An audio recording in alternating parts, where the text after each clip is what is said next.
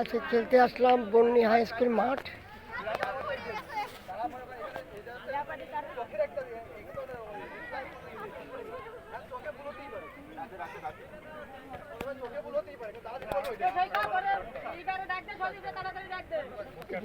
এরকম